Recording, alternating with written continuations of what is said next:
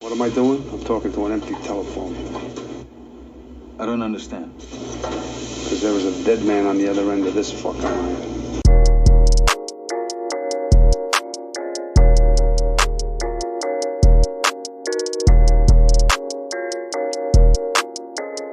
David Fincher films, now playing Fight Club, Gone Girl, The Social Network.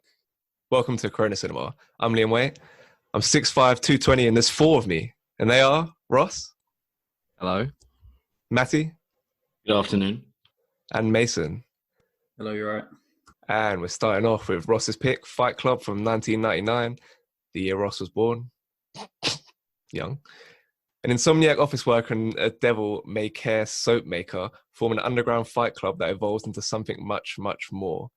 Since this is David Fincher week, of course, it was directed by David Fincher and it's written by Jim Uhls, starring Edward Norton, Brad Pitt, and Helena Bonham Carter. Only nominated at the Oscars for Best Sound Editing. Ross, why'd you pick this film? So not only was the film released on a great year, but I remember the first time I watched this film, and like my jaws dropped from the twist. And this is like the third time I've watched it, and I still love it because it's one of them films where you can go back and notice things that you didn't notice before. Like I didn't realize how many like glitches there were, because there are actually quite a lot, and I don't know, the whole film in general just kind of gives the viewer that effect that you feel like you're crazy, like with the film, like they're going mental and you're going mental at the same time. And like, yes, like the first time I watched it, I was more indulged with that feeling. And the kind of second, third time around watching it, you just pick it, but you still kind of get that weird feeling as well. It doesn't take you out of that, which is really cool. But yeah, it's just really weird straight from the start. Like there's just a guy with massive tits and like a cage with a penguin, and you just feel like crazy, and you feel like you're joining him with this like insomnia that he has. But it's just well written as well. It's actually quite funny and really smartly written, witty dialogue, works really well. And Edward Norton plays that character really well. He plays that kind of dreary character really well, and then starts to come more out of his shell once Brad Pitt's introduced. And I think Brad Pitt kind of stands out straight away, and he plays that character. He's just so cool. I was like Brad Pitt's probably one of the coolest guys anyway, so he's pretty much perfect for that role. And yeah, so I just feel like I'm going mental watching this film, and like you watch it this time and you feel like I never realized that Tyler was never there. Like I don't know how I didn't realize that the first time I watched it. Like when he's in his boss's office, like beating himself up, and the freeze frame, it just freezes and says, "This reminds me of my first fight with Tyler." Like it literally in your face says like he was never there, but you just don't notice it the first time you watch it. And you kind of watch it back and you realize Tyler and the narrator are never at the same time interacting with someone, that kind of stuff. And yeah, after watching the film, I felt like I wasn't real. It's one of them like experiences where you just get submerged in it, and like I feel like I've just spent 2.5 hours in like the life of the narrator. But there's a really kind of interesting overlying theme throughout the film, which focuses on the narrator as like an average person working a desk job that he hates, but he consumes like the products from the big companies and stuff, like how his apartment's full of IKEA stuff. And there's a bit where he says, when you have insomnia, you're never really asleep and you're never really awake. And he's watching an advert at the same time of this, and he's showing that he's got his like half consciousness isn't only because of this insomnia, it's because of consumerism. And and that's just, that theme's really well written into the show.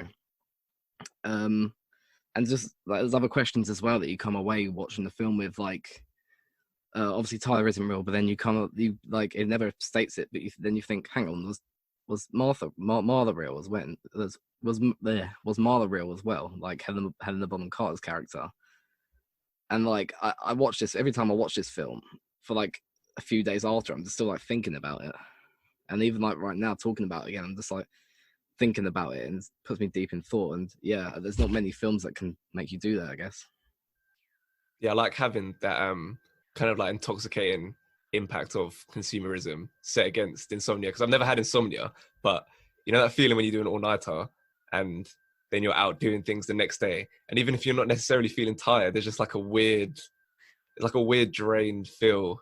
You feel it in your eyes. That's kind of how I can put myself in his shoes almost just from that little experience, and like setting that against, setting the consumerism against him kind of sleepwalking through life thinking he's okay because he's got the IKEA catalogue, all that stuff that Ross mentioned. And yeah, he mentioned the twist as well. I reckon it's either this or Sixth Sense for my favorite twist. Sixth Sense, another 99 film, incidentally. But the guy who like says you're Mr. Durden when it finally kind of reveals the twist, like nails it on.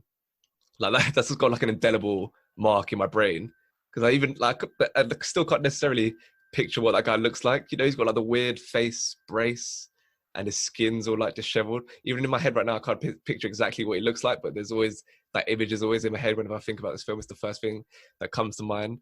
That's like the first, when I think about this film, I think of that guy saying, "Oh, Mr. Durden," and trying to imagine his disfigured face. But Ross mentioned it as well, the kind of feeling this film gives you in terms of the way it's directed. And I think this might be Fincher's most like stylish film, like lots of flashy editing touches, all the different things he puts in there to kind of immerse you in this world and make you feel like you have insomnia, which is kind of the way he's meant to go about it. And it's quite a dark film. Like some of the themes are pretty dark, but like Ross mentioned as well, like the humor that's within it, it kind of offsets those dark themes with that humor. Because like going on like a circuit of support groups for people with like serious illnesses, whether that's testicular cancer or whatever it is, that's pretty heavy stuff. But at the same time, it's kind of like whimsical the way he's going about it. It's like, oh yeah, it's a way for him to interact with people and feel like he has some meaning in his life. But he's pretty shitty, to be fair, because he's kind of exploited these people who have serious problems, and that kind of, it's like weirdly funny in a off kind of way. So it's an interesting film in many ways. Matty, what do you make of this one? A film that's generated a lot of debate over the years. I know it was very important to people in like uni when it came out. Like everyone had the Tyler Durden poster on the wall. It was kind of like a symbol when people are that age. He's looking back, maybe he hasn't, I don't know. So what's your opinion on the film? This is probably one of my favorite films. Just the twist alone is strong enough to like put it up there with some of the best films ever. And then everything that else is layered into it also works excellently. And when I first watched this film, I was quite young. I think it was probably like 10, maybe 12. And I just wanted I thought it was a fight film. I was like, yeah, like a bare knuckle boxing fight film. That'd be pretty cool. Might be like a bit dodgy. So I started watching this in like a car on my like fucking iPod on the way back from somewhere. And then just the more I went on, I was like, this isn't a fight film. And it's like, it just keeps getting like, you're more engrossed. And to be fair, I thought that would turn me off. If I'd known it was about kind of like a small terrorist group that was against materialism and consumerism, I would have watched it. But I'm glad that he drew me in with that, and I knew nothing about the film, so that the twist hits really, really hard. Because you take things at face value. And then even after the twist, I took at face value, okay, he is Tyler Durden and Brad Pitt's not real. But I still took all the other characters in Project Mayhem to be real. And this is something that Ross kind of like left me, he said it to me the other night, and it really messed me up. Because now I'm not sure if Helen Bonham Carter's real, or if Project Mayhem even existed or it didn't. And when he shot himself, did he die or did he actually? I don't know now. Now it's like there's a whole nother layer to it again that I need to watch again to try and figure out for myself. So it's definitely a film that you keep on digging. And even if that isn't the case, just as Ross said, the second watch, you can then pick up on all the little like throwbacks that makes it seem really obvious that Tyler's not real, how they're never in the same room when they're speaking to Marla or whatever her name is. So that's really interesting. And it's almost like blatantly obvious in your face that he's not real when you're watching it, and and you're watching it with someone and you just try not to tell them because it's like, I don't know, you just don't know how someone else doesn't clock. But it was unfathomable to me that I just wouldn't have expected that twist to come from it. And then the cast as well, them three are perfect. I wouldn't change a thing about it. And also the second time I watched it again, I didn't realize how trippy it was the first time, like the cave with the penguin. The first half of the film is quite almost detached, maybe just symbolizing his insomnia and is just never quite being in his own space. But the film itself fan-fucking-tastic. I can't fault it. I like how the narrator's like trying to resist Marla, like he's trying to repel her because she kind of reflects too much of what's in him, and the whole point of like creating the Tyler Durden character is trying to like escape from what's inside of him, because these people are like, they're kind of been like emasculated by all this consumerism. They want to feel like men now. That's why they start this fight club, because they just want to feel something. And he's created Tyler Durden because he's like the best version of himself. He's just really cool, like he says, doesn't care about anything. And I like how they kind of portray that by like literally in real life, like Norton was like progressively starving himself as they were shooting the film, while obviously Pitt is getting stronger and bulking up and everything. So you can see like, I think the scene where it really stands out to me, you know, when he like, fucks up Jared Leto's face. That scene really good when he goes in on him. He looks like Ed Norton looks so malnourished in that scene. Like he's just getting thinner and thinner, whilst Tyler Durden is getting more like infused with life. So I kind of like how they show that. But Mason, what was it like when you first watched the film? When that twist came, like Ross said, his jaw was on the floor when he saw that. What was it like for you watching it for the first time? Yeah, when it comes to the twist in film, obviously that's the main thing. Like you remember, and I remember straight after I watched it, I was like, classing this as one of my favorite films of all time. It wasn't until going back and watching it the other week I realized that I've only seen it once, so it seems a bit mad to be calling it one of my favorite films if I've only ever seen it once before. But yeah, when it comes to the twist, I think what I really enjoy about it is that it isn't obvious to the audience at all the first time round. Like, I don't think I've seen many films where I even questioned for the character to be fake. So when that's like revealed to the audience, it's a bit like, what the fuck? Like, it really throws you off guard, because yeah, like to me, it didn't feel like it was building up for that to be the case at all. But then when you watch it back for the second time, I wouldn't even say it's in your face the second time round. I would just say that the second time round, there's enough hints that you pick up on to where you're like, oh shit, what the hell? Like, it, now I have this knowledge in my head, these actions by other characters make a lot more sense, or certain parts of the dialogue just give you that little hint that he isn't real. But I think that's what's so smart, and that's what makes this film so strong, is that first time round, it's not obvious at all. Like it's impossible to pick up on, because you're so like engrossed within this entire story and the whole like atmosphere that you don't even consider any kind of like twist or anything like that. And I think that's probably like one of the strongest points of the film. So the interesting thing for me is, kind of touched on it like just a few minutes ago, but like, so they go from being slaves to consumerism. That's what they're trying to escape. So that's why they start the Fight Club, because they're feeling emasculated by society. But then in order to like regain their masculinity, they just become slaves to Tyler Durden's cause, basically. Like they're basically slaves to one kind of thing within society. They become slaves to another thing, and they haven't kind of got their freedom back or anything like that. They're just slaves to another cause. But you don't actually get any solution kind of by the end. Like, it just shows you, because consumerism is an issue, but being this ultra toxic masculine guy is also an issue, and being in this Fight Club is also an issue. It doesn't really come down on either side. It doesn't really go far enough to denounce Tyler Durden. Like at the end, he's kind of Ed Norton's just kind of like, or the narrator's just kind of like, oh yeah, you're bad, and then shoots him. But there's not much resolution, which I think is like a slight flaw with it.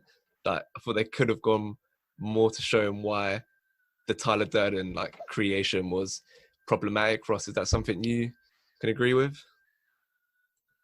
I didn't really see an issue with that, because I think the rest of the film is so smartly written. He's written like everything's written into it so well that it works. And maybe the fact there is no solution is like, it's just like, that's life. That's what it's meant to be. I wouldn't be able to know whether that is kind of David Fincher has done that on purpose, or if that's just maybe a flaw in writing. Depends which way you look at it. But yeah, it might just be like the answer, like there is no solution. Yeah, your mind will always be stuck in consumerism, and you kind of, these flaws will always exist with humanity. I wouldn't. It's kind of hard to say. It's a confusing one, actually. May, I can tell that you want to talk about Brad Pitt. I can see it in your eyes. He's a beautiful man. We've done a few films from Brad Pitt, very different performances. I think we've done Moneyball and we've done Seven. I think that's the the only two that we've done. And this is another very different Pitt performance. You mentioned how he's just a really cool guy. So what did you enjoy about this performance from him? Yeah, he's probably the coolest person to ever exist, and he is like the embodiment of everything Edward Norton wants to be. And you can see that, and it's not so obvious until the end of the film that that's literally every characteristic that he is good at. Edward Norton is kind of like envious. He's saying, "Oh, he's so smart. How does he know all this stuff?" And he always knows how to get things from people. And it's just, I don't know. Like, I like him as a character. And then also you can almost just see it fall apart when Edward Norton's like, "Okay, now I don't like this anymore. We need to stop." And then you realize that he hasn't been in control. But even then, Brad Pitt doesn't really become scary. He's still likable somehow. And what you're talking about in terms of the resolution and him shooting himself, and it kind of like, at the time I was like, oh, it's gone out like the back of, so like, you've heard of people who've had things shot through their eye and come out the back of their head, and it's changed their personality. It hasn't killed them before. Rare, but it does happen. So I took that as face value in terms of things. It's just like it'd blown out the part of the brain that was kind of like Brad Pitt was inhabiting. Whether he died and it was just a metaphor, everything that happened after that, I'm unsure. But in terms of like an actual resolution to like the problems that he was going through, assuming that they don't stem from Tyler or stem from Brad Pitt, I don't really know. In terms of like consumerism is kind of just like, it is what it is, and it probably always will be. You know, like too many people on the bus and too many people make money from it for it not to be a thing. And in terms of Tyler's own struggle, I mean, it looks like he's just killed himself to get out of it. So it's a bit of a bleak message, either way. But as a film, I don't think, oh, that's not a good message, or that's incomplete. I still like, it's kind of inevitability with him, especially with something that's mental for him. So I don't have a problem with the way it ended. Performance I really enjoy is Helena Bonham Carter. Helena Bonham Carter in this film. Her like kind of weird, manic, depressing energy that she brings, and it's totally believable that she would be this type of person. Like she's almost what Ed Norton or the narrator needs to be in terms of her like attitude towards life, not in terms of going to these support groups and being fucking depressed, but in terms of like, you know, when she's like crossing the road and the cars just all avoid her, like she just doesn't give a fuck, she just walks through and the cars all avoid her because she's kind of more, I don't know, she's kind of more like engrossed within life. She's not detached because of consumerism. She's not in a fucking IKEA catalog. She's kind of more present. So yeah, I really enjoyed her performance. Mason, is that something you liked about the film? Yeah, I think her performance like stands out to me. I've not really seen her in much else other than, I'm pretty sure, just like Harry Potter and like now The Crown, like season 3 of The Crown. So other than that, like seeing her give this kind of performance was like really refreshing. And I think, like you said, she really embodies that character that's like within life, and she's just living until like whenever it ends, but she doesn't care about a lot of stuff that goes on. And I think when you have that comparison with Edward Norton's character, I think they bounce off each other really well because he's so like baffled by her. But I feel like for us as the audience, it's like you almost look at her as, I guess, not being normal, but she's a lot more accepting for us as the audience to sort of kind of like enjoy and stuff like that. Because I guess like once you rewatch the film and stuff, she's a lot less crazy than Edward Norton. Like when you first watch the film, he's presented as being a little bit more sane than her. But I think when you watch it the other way around, she seems a lot more connected. So yeah, I think her performance all in all was like really good. I like how she kind of conveys just how like baffled she is by the way the narrator is like treating her. Like, particularly that scene after they just had sex, and then he comes down and he's sat in the kitchen and he's like, "What are you doing here?" And she's just like, "We were just together. What the fuck's wrong with you?" I think she gets that across quite well. Anything else? Okay, we can get some ratings. I'll start with you, Ross. Literally one of my favorite films ever, and so well written. So I gave it a 9. Matty? I gave it an 8.8. Mason? I gave it an 8.2. 8.4 for me. Interesting. That's a wide range in numbers. Moving on to Mason's pick, The Social Network from 2010. As Harvard student Mark Zuckerberg creates the social networking site that would become known as Facebook, he is sued by the twins who claimed he stole their idea and by the co-founder who was later squeezed out of the business. Bit mad they give that away in the synopsis. Well, that might be a twist if you didn't know the real life story. Written by Aaron Sorkin, my favorite screenwriter, starring Jesse Eisenberg, Andrew Garfield, Justin Timberlake, and Armie Hammer. It's nominated for 8 Oscars, including Best Picture, Best Actor, and one of 2 Best Director nominations for Fincher. The other one was Benjamin Button. And it won Best Adapted Screenplay, Best Editing, and Best Original Score. Mason, why'd you pick this film? So it's similar to Fight Club. I've only seen this film once, and I remember really enjoying it. Basically, the first time I've seen it, and rewatching it was, I think it's probably better the second time around.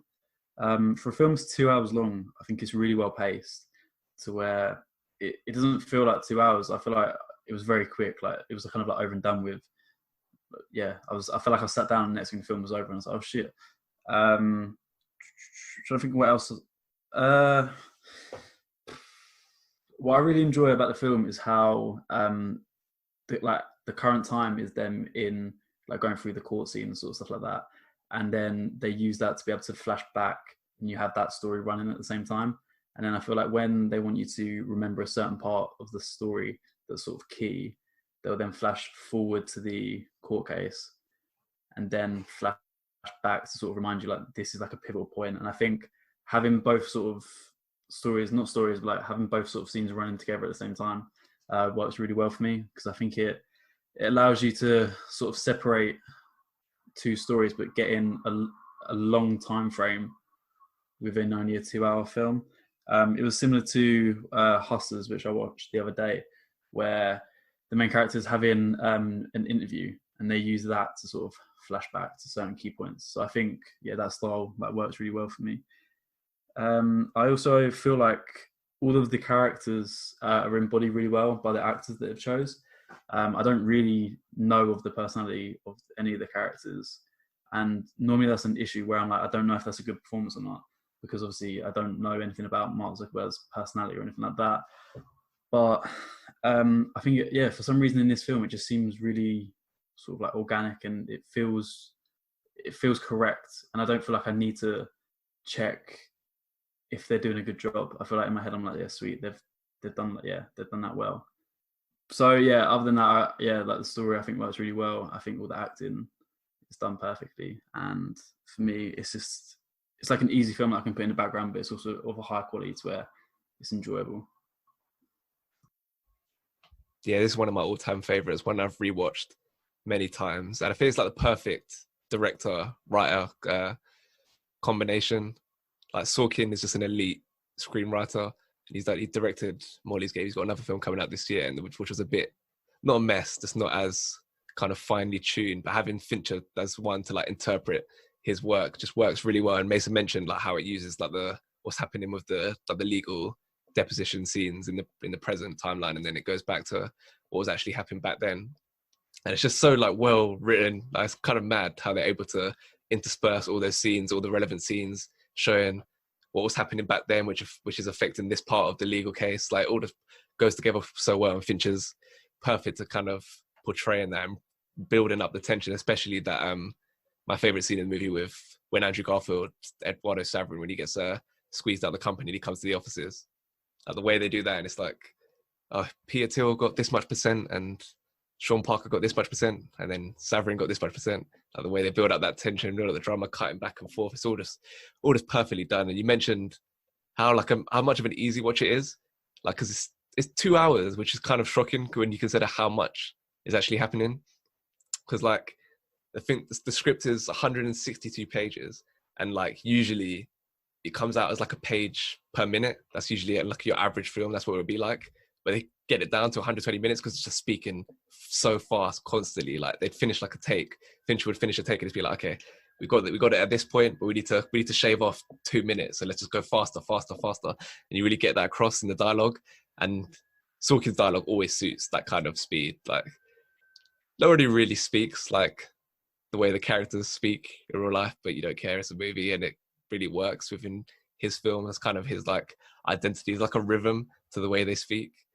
It's like kind of difficult to articulate, but it makes like boring things like coding or legal proceedings all of a sudden they're like riveting, like really entertaining because of the way Sorkin's able to write this stuff. But May, is it as much of a good watch for you?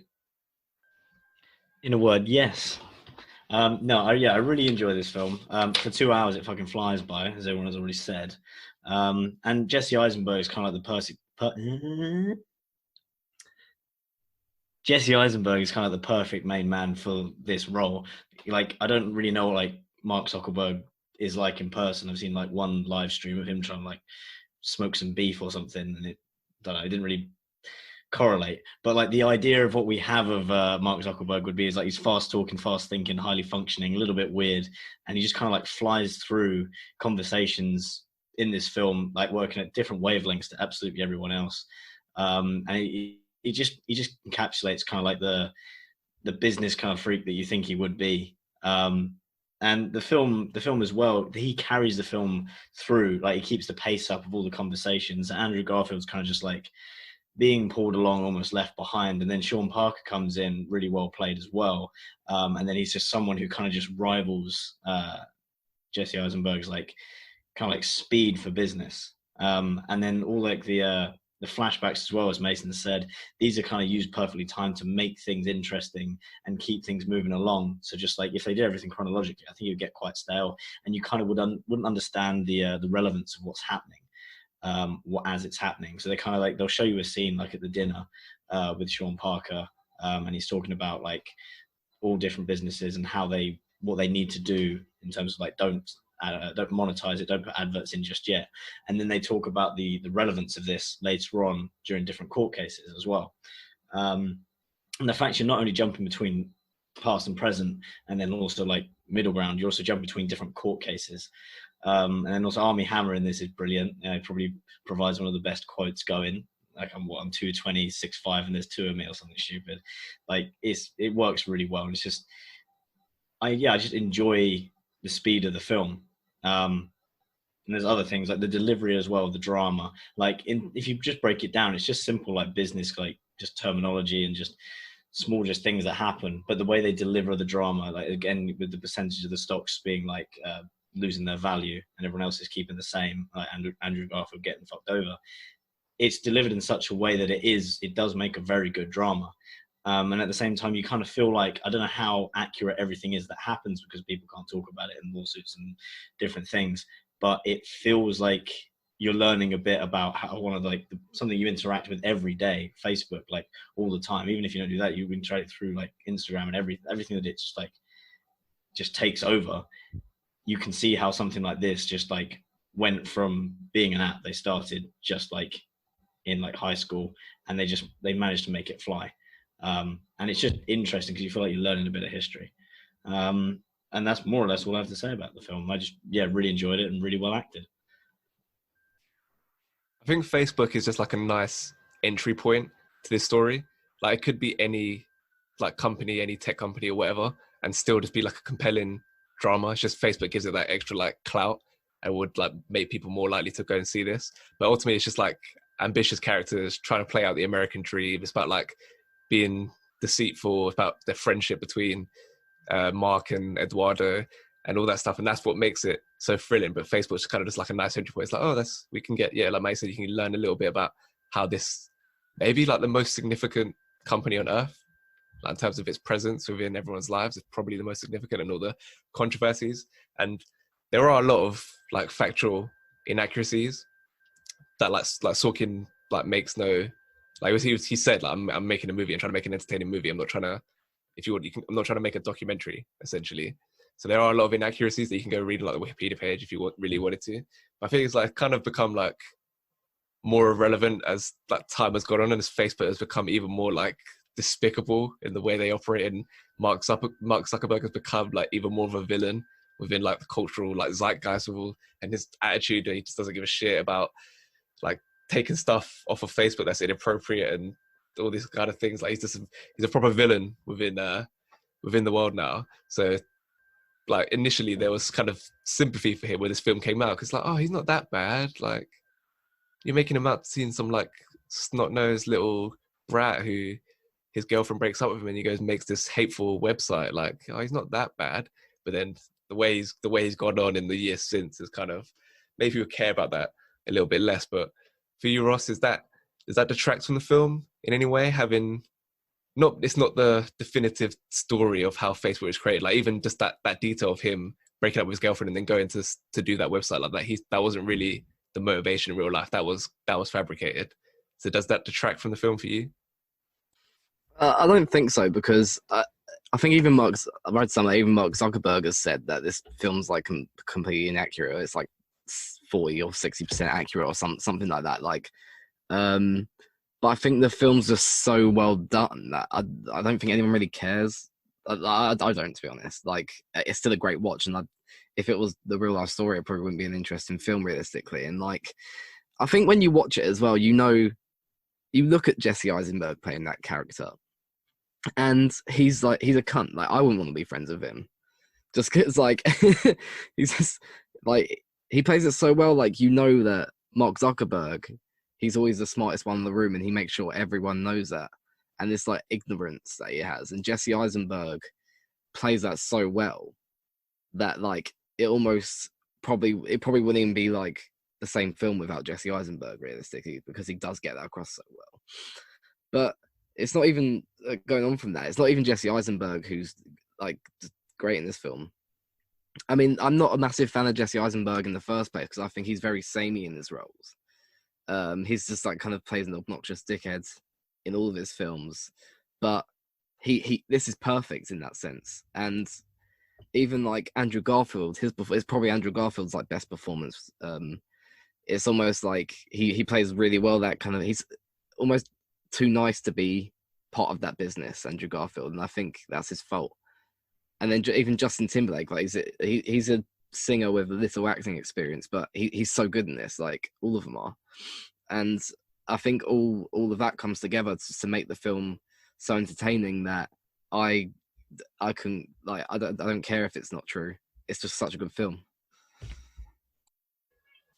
Yeah, you mentioned how much of a dick Mark is. Like, he's so bad mind when it comes to his friendship with Eduardo. Like, any time like Eduardo accomplishes something, like when he gets into the Phoenix, like, that's like a kind of a big recurring thing within the film. It's like, oh yeah, they probably just let you in. Like, I can't remember exactly what he says, but it's like, they probably just let you in because no one else didn't want to be in it or whatever like that. Like, he can never bring himself to praise or be happy for him. And it's like there's certain people who are like that. They're only interested in themselves. Like, if someone else that in their circle is like successful, it's like, oh, yeah, but you're probably only there for X reason or Y reason. They can't bring themselves to be happy. It's just so like cynical in his worldview and just doesn't care about anyone else. So like so distant. But Ross mentioned it as well. Like, yeah, I think this is Andrew Garfield's best performance, and I think like for a lot of people attached to this film, it's like their best work. Like, in my opinion, this is Fincher's best film. This is Sorkin's best script.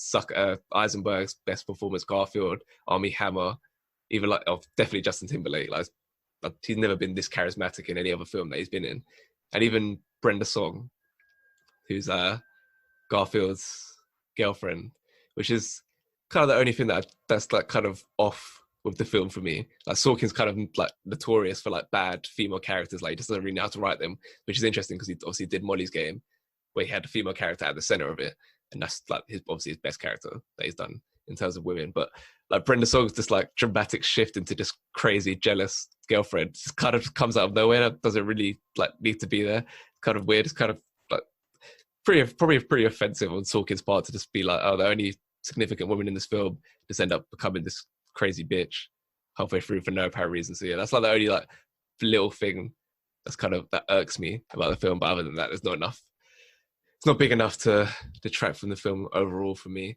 Mason, is that something that you thought was a bit strange, the way she just kind of becomes this jealous, crazy person out of nowhere? Yeah, I feel like they like introduce this story for no reason, really. Like, they kind of show us how psycho she is, but then she has like no screen time to kind of like develop that idea or why she's so psycho. I feel like the only reason it's used is for him to then, for Andrew Garfield's character to then go back like into the business and stuff like that. But other than that, it just seems a bit put there almost as filler when it shouldn't have to be. And I don't know if that's like that story is true or not, that he had some psycho girlfriend back at if it's not, then that's even more pointless. Basically, like, it doesn't really, I don't feel like she's there to make Andrew Garfield's character go on like a certain journey or justify certain things that he does. She's sort of just there to give this like cliche like university psycho character. I mean, she does that well, but that's it. That's literally it. Like, it adds to nothing except for just that. Like, I get why she's in the film, because like it's made a show like, oh, look at them, they're successful now that they've got girlfriends. Like, I get why she's in it, but yeah, what happens to her afterwards is not particularly great. Another mad thing is just the technology with Armie Hammer, like to do the CGI to make him so he was playing both twins. Like, consider it was 2010, that's like pretty impressive, because there's nothing about it that's like aged poorly. Ross, is that something you thought? Because like there's nothing at no time during the film you're like, oh, that's a bit dodgy there. You can tell that it was another person's body. It wasn't Armie Hammer. But no, it's always just seamless. Yeah, I feel like the first time I watched this, I never even realised it was the same person. Like, I just always thought, because I didn't really know who Armie Hammer was until like Call Me by Your Name. So like when I first watched this, however many years ago, I never even realised that it was two different people, and that kind of just goes to show how good it actually is. But then Armie Hammer does it really well as well, like playing because they're two kind of different personalities at the same time. He does play both sides really well, so I think that also helps towards the fact not realising. Okay, let's get some ratings. Start with you, Mason. I gave it an 8.5. May? Yeah, I gave it an 8.2. Ross? I gave it an 8.5 also. I'll give it an 8.8. Moving on to the final film of the week, Matty's pick, Gone Girl from 2014. With his wife's disappearance having become the focus of an intense media circus, a man sees the spotlight turned on him when it's suspected that he may not be innocent. Written by Gillian Flynn, who's also the author of the novel, starring Ben Affleck, Rosamund Pike, Neil Patrick Harris, and Tyler Perry. Only nominated for Best Actress, another one. Fincher always gets slept on at the Oscars. But Matty, why'd you pick this film? All right, so this film, I wouldn't say it's like my favorite film in the fact that it's like probably one of the most traumatic films I've ever seen. But I can't say it's not well made and well acted.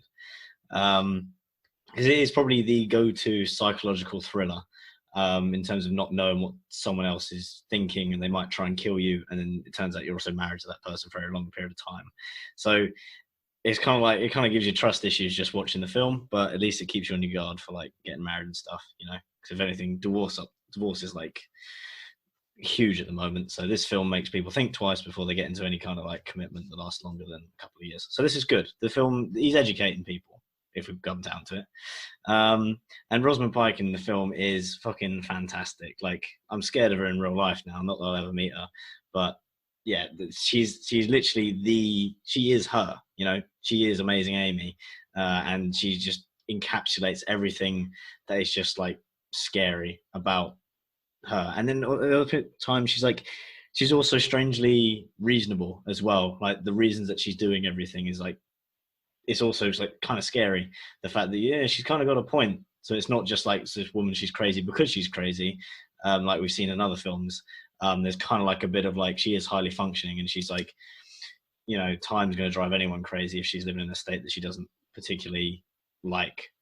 Ben Affleck in this film, he's kind of like just almost being drawn along just by the plot. Always being told how to act, how to, you know, like if your wife disappears, there's no one way to go about acting. It almost like everyone has one way of saying that he's doing wrong things. So he's kind of trapped in like this kind of river of just like uncertainty, which is a shame.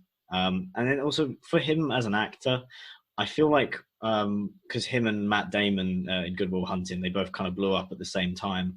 That kind of typecast both of them, I think, because it kind of typecast Matt Damon to be that highly functioning, really likable, like go and do it kind of guy, and that's shown in like the films that he's got, like Departed, The Martian, like all different films. He's like been the good guy, he's been like the smart guy and everything. And Ben Affleck's kind of been just like the guy that it just ends up just being on the side. And I feel like that in this film as well. Kind of he's just there experiencing things just kind of at the whim of everyone else. He has very little kind of control over everything that's happening. And the end of the film as well is kind of like, you know, like he's just now stuck in that relationship for the sake of the child, and there's no real resolution, only the fact that now he knows he's kind of fucked. And then also we got Barney Stinson in this film as well through Neil Patrick Harris. And then he gives quite a good performance. I don't know if people quite like him, but I enjoyed his performance, and I think he played it quite well.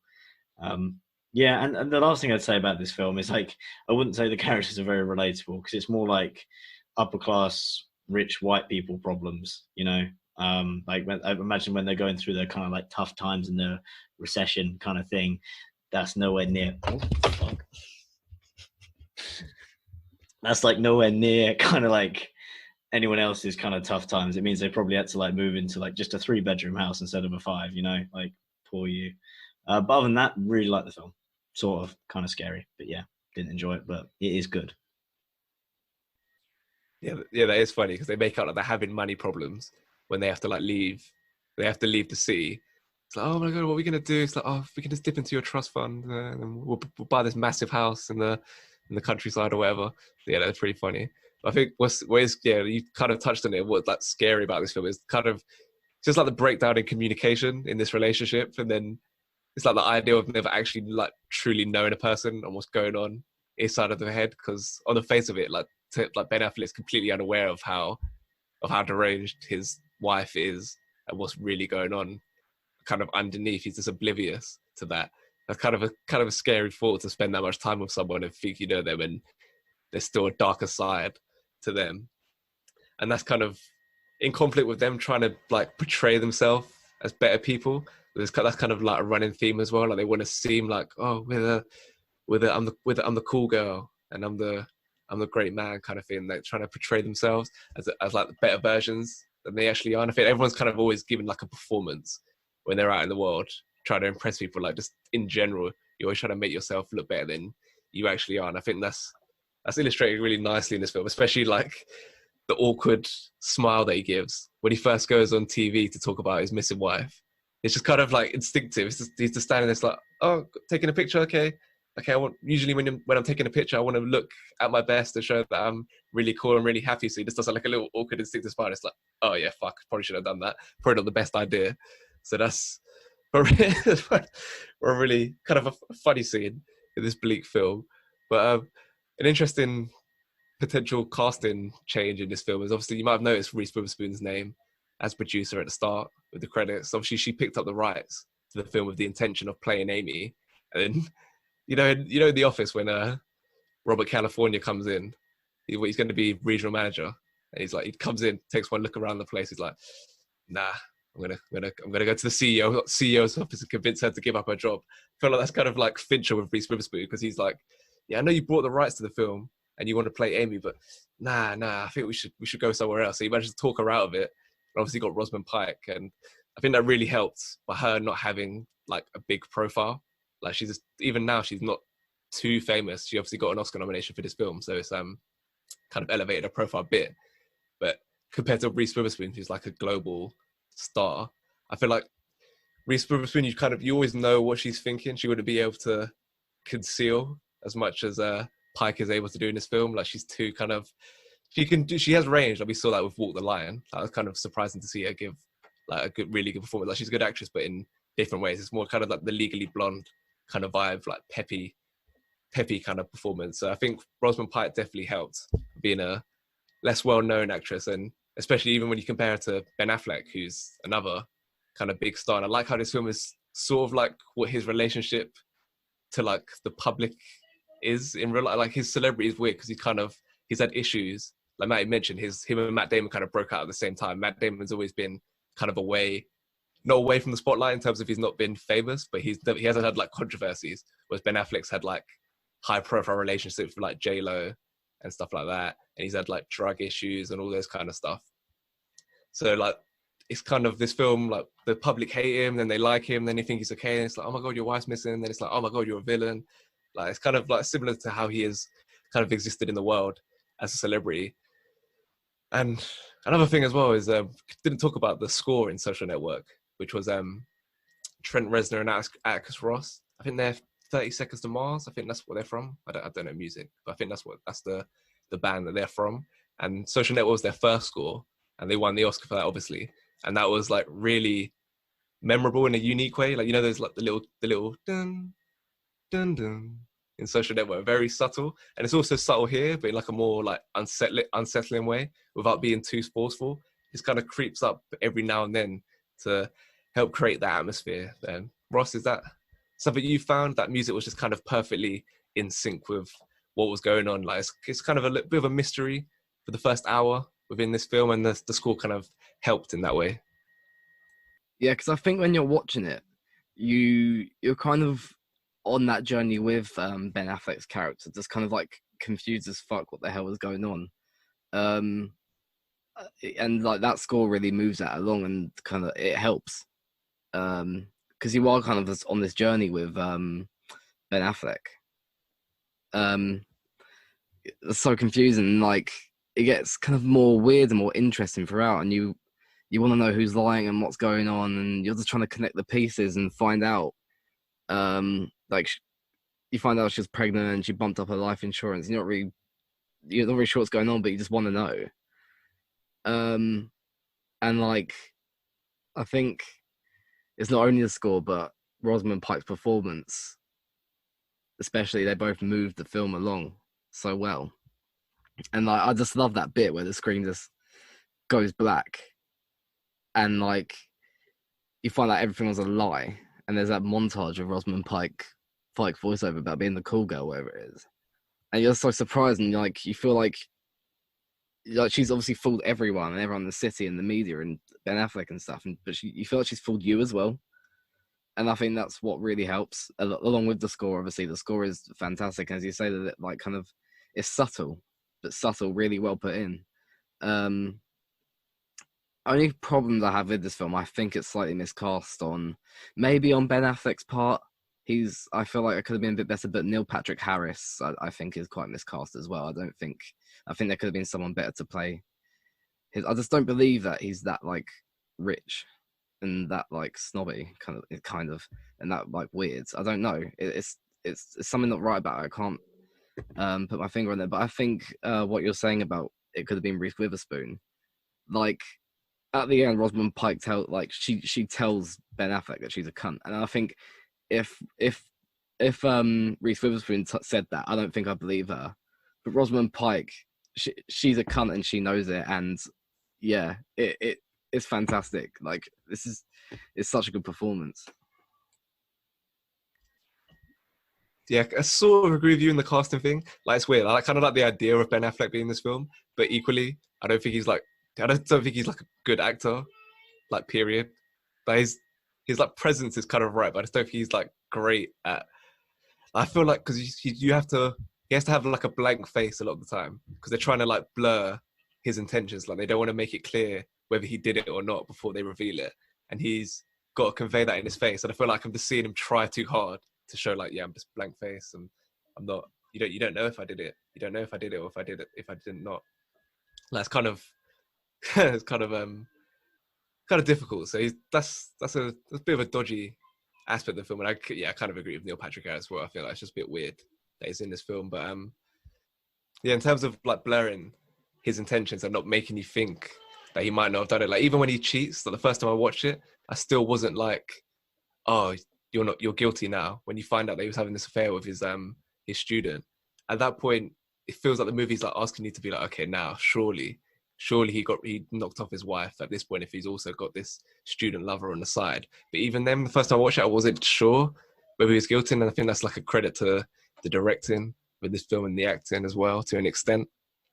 And it's over an hour before you get that really great reveal when she details her whole plan, and that's probably my favorite bit in the film. Just go through all the different steps, particularly the bit about befriending the pregnant idiot. That's just a funny line in and of itself. And it's just clever because it's like, so Nick was disengaged enough to not know any friends that she may have had because he just wasn't really interested in her life. That was kind of the point. They've lost they've lost a connection as a couple. So he's like disengaged, so he wouldn't even know if she did have any friends.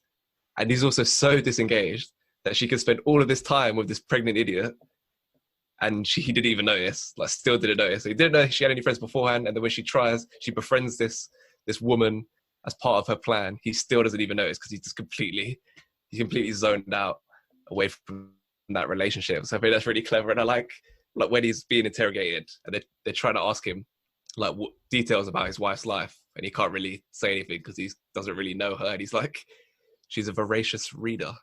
That's one of a few funny lines that comes out when he's trying to detail parts of her personality. But Mason, was that one of your favorite bits in the film when it reveals her plan and you finally understand what has been going on this whole time?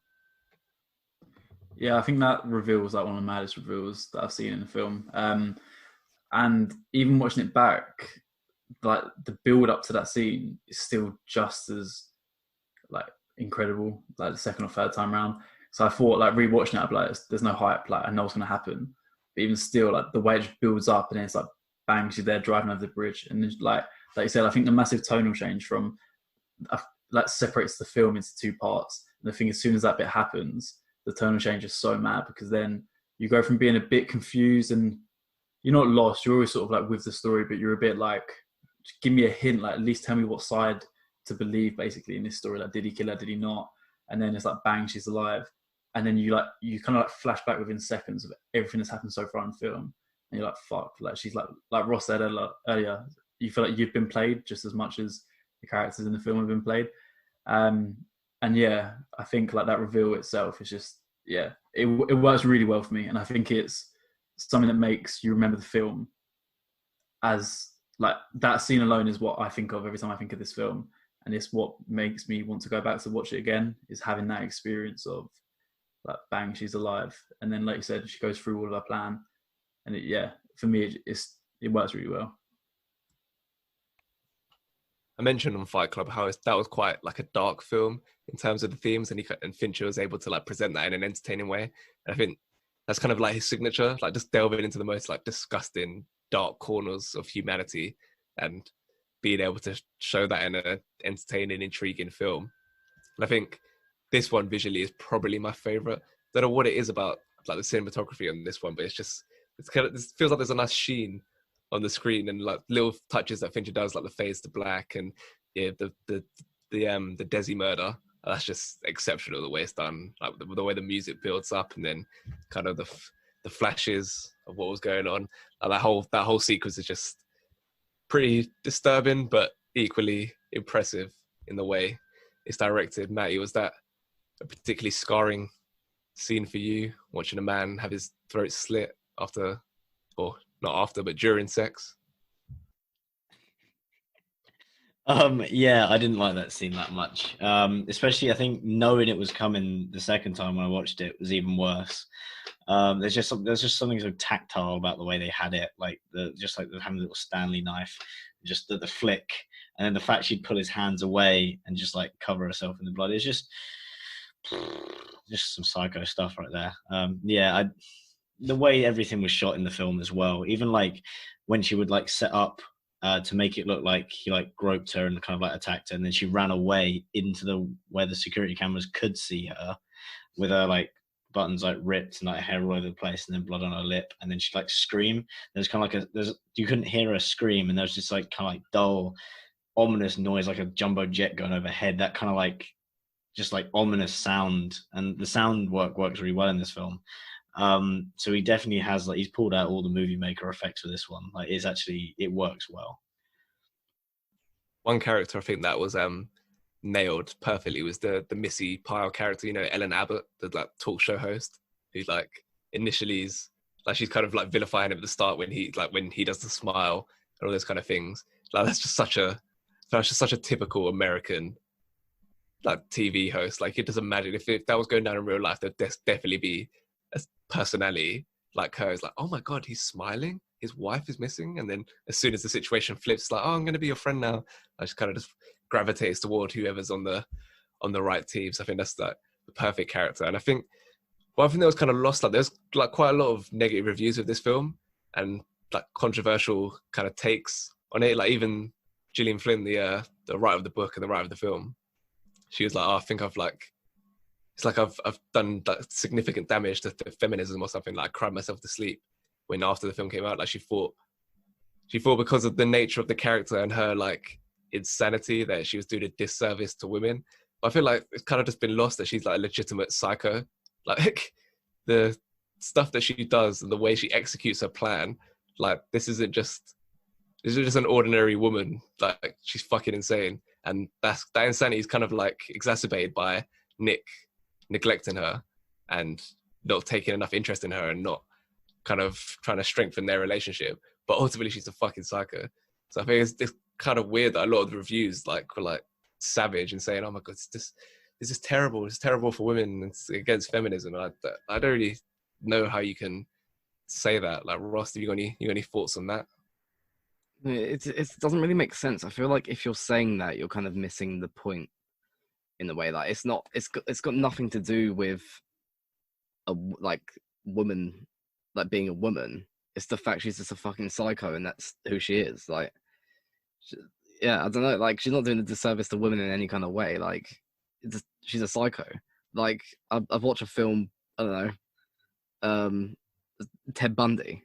I don't feel like he's doing a disservice to men. He's just a fucking psycho. Like, it's not anything to do with being a woman or being a man or anything like that. It's just what it is. Like, I feel like there's taking it to at face value and not actually reading into what it's about.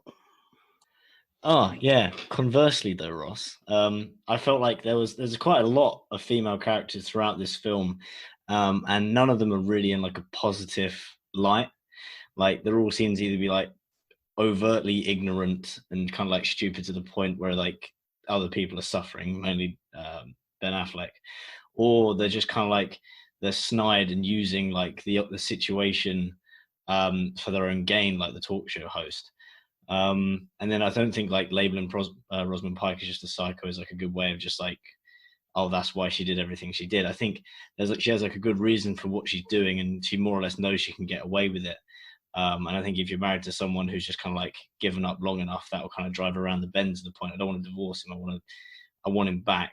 And if she can get away with it, props to her, I guess. I have more notes written, but I've left them underneath my weight stack, and I can't get them out without ripping them.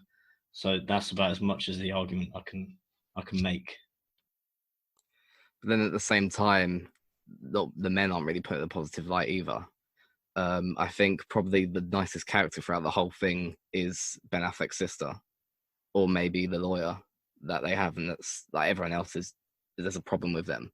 And I think she is a psychopath. That's the one. Like, if you're gonna like plan that whole thing out, be that intricate about your plan, and physically slit someone's throat that whilst you're having sex with them, you are a psychopath. And it doesn't matter what's driven you to do that. You're a psychopath. Like, this is how it is. I lean towards more sociopath, but yeah, there's definitely an argument for something a bit TikTok going wrong in there. And yeah, the sister is probably the nicest character and kind of the exception to the rule in terms of the characters going.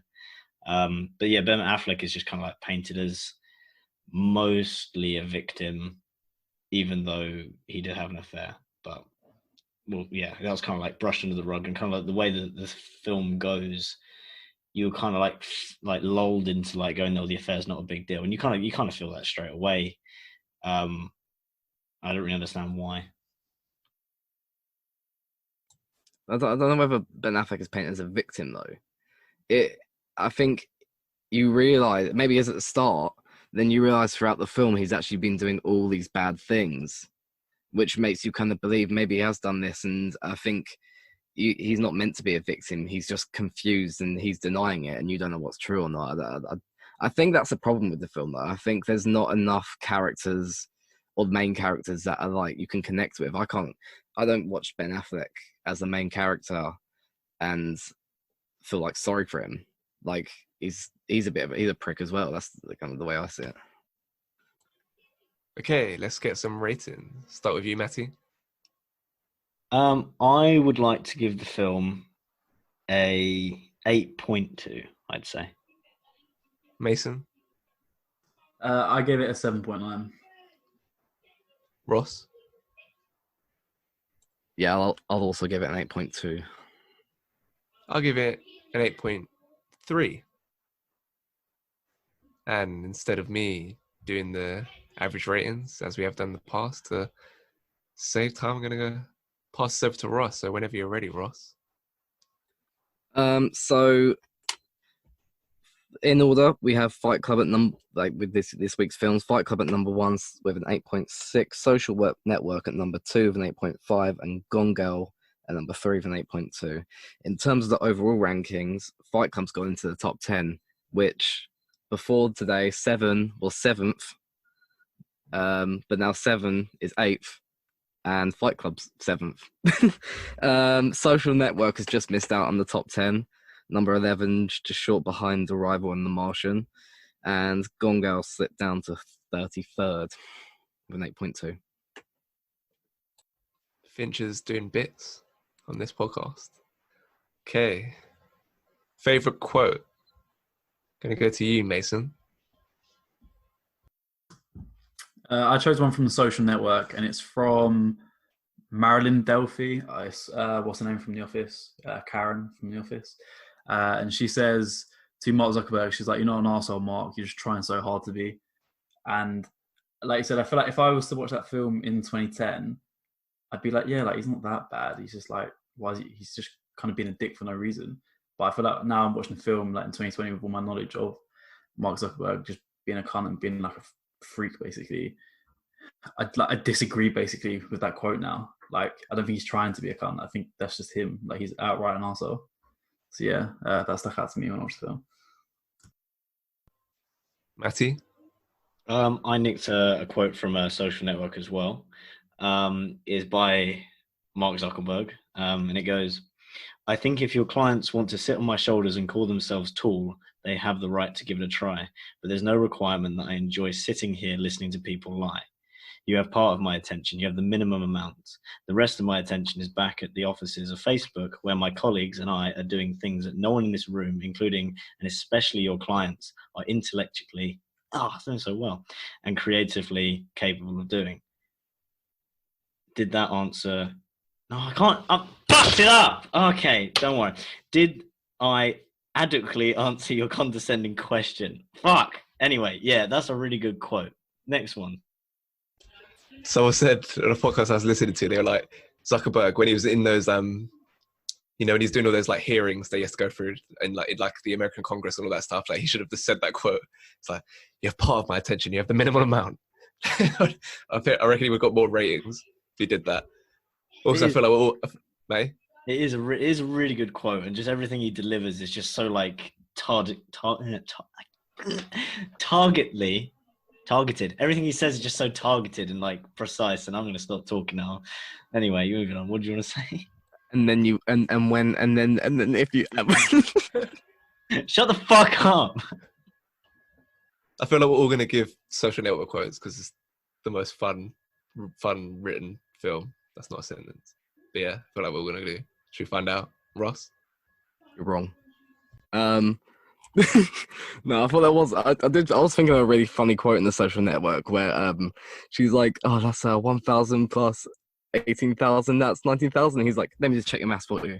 Yep. But no, the actual quote I went for was in Gone Girl, where Amy, Rosamund Pike's character, the screen just goes black and she's like, "I'm so much happier now that I'm dead." And you're like, "Oh shit!" And she's like explaining everything that goes on. I really like that bit, so I went for that. Yeah, that is really cool. That's part of like the whole fun of that reveal. So I've gone for a Social Network quote. There's so many I could have picked. So many even from this one particular scene, which I've talked about earlier, like when Eduardo gets squeezed out of the company. But it's when Sean Parker like pipes out to him and he's like, "Sorry, I left my Prada at the cleaners, along with my hoodie and my fuck you flip-flops. You pretentious douchebag." Like, everything about that scene, the whole way that scene is written is just perfect. But that one quote particularly stands out in my mind. Okay, moving on to our actor of the week. Go to you, Ross. I went for Helena Bonham Carter in Fight Club. Like, I think she just put so like her as an actress and like her as a person just fits into the madness so well, and like she just looks mad and suits the character so perfectly. I don't think that role could have been cast any better than Helena Bonham Carter, so I went for her. Mason?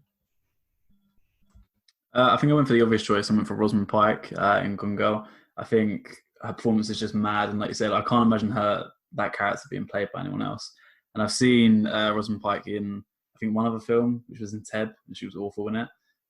So seeing her in this, like, give a good performance, I feel like to me it stood out even more as being, yeah, such a great performance basically, because I was always comparing it to such a shit performance of hers that I've seen before. Matty? I would like to go for. It's a toss-up between Rosamund Pike or Jesse Eisenberg. I want to say Rosamund Pike just because Jesse Eisenberg kind of plays the same character in everything, and Rosamund Pike usually plays quite nice people, as per Johnny English Reborn. So yeah, I'm going to go for Rosamund Pike. I'm going to go for Jesse Eisenberg. I think the ability to like keep up with the dialogue and convey like at times like kind of admiration for Sean Parker's character when he's kind of wide-eyed, like hanging on every word that comes out of his mouth, but at the same time be this kind of nefarious dickhead who couldn't give a shit about his friends. I think he gets that all across really impressively. I wish this was a Pop Vinyl award. Ross? I went for Gone Girl, like when she comes back, like with the blood all over her. I think that's sick. Like I would love that as a Pop Vinyl because I think she's wearing like white clothes and it just the blood it looks sick. It's been a while since we've gone for the same one, but mine's slightly different. It's her like in the like hospital gown. You know how they have it like the like directorial flourish to not make her wash any of that blood off. Like even after she goes to the hospital and goes home, it's like no, obviously they'd clean her up, but it's like to make her to have that moment where she washes it off in the shower with him in the shower. You needed to have to keep the blood on her. So I like it. I have it when she has the like hospital gown on with all that blood. So yeah, not quite the same, but pretty similar again. Okay, that's the show. Congratulations. Follow me at LeonWait98, Corona Cinema Podcast.wordpress.com, on Spotify, Google, Stitcher, Podbean. Next week, we're doing the Planet of the Apes trilogy, the modern one. So that's Rise, Dawn, and War for the Planet of the Apes. Until then, just go well. Cheers, big Cheers. Mason, say bye-bye. Oh, bye.